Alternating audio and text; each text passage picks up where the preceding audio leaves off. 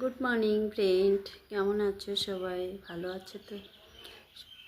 ঈশ্বরের কাছে প্রার্থনা করি সবাই ভালো থাকো এবং সুস্থ থাকো। ফ্রেন্ড, আজকে আমি একটা দুঃখের বিষয়ে তোমাদের কাছে শেয়ার করতে চাই। সেটা হলো, আমি কিছুদিন আগে বাপের বাড়িতে গিয়েছিলাম। তো সবাই সেখানে বাপের বাড়িতে সামনে আমার পাশের বাড়িতে একটা মেয়েকে দেখেছিলাম।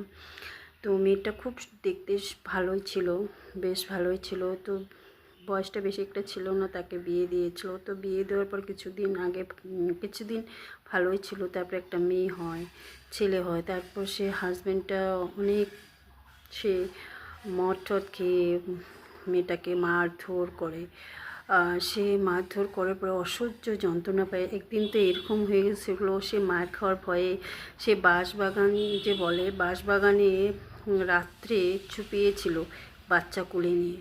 দেখুন, তখন ভয় ডর তার কাছে ছিল না, একটাই ছিল যে এখানে আমি বাঁচবো, এখানে আমি শান্তিতে আছি। এত মশা সাপ ব্যাঙ কত থাকে একটা বাঁশবাগানে বলুন তো।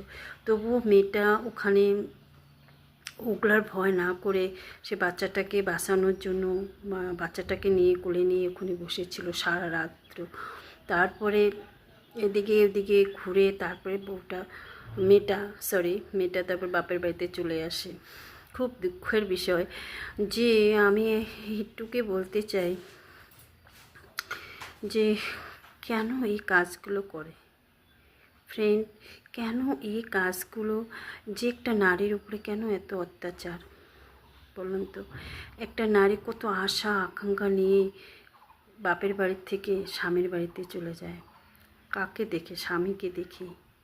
সে মা বাবা ভাই বোন ত্যাগ করে সে স্বামীর দিকে তাকিয়ে যায়। তারপরে ওকে এত যন্ত্রণা কষ্ট দেওয়া হয় কিসের জন্য?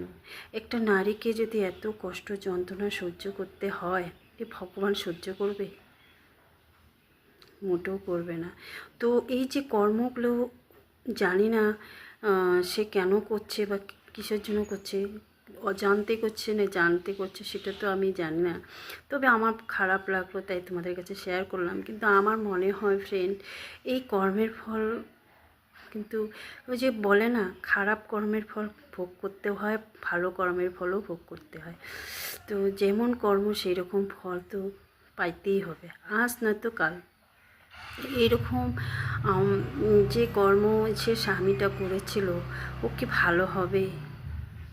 আমার তো মনে হয় না ভালো হবে।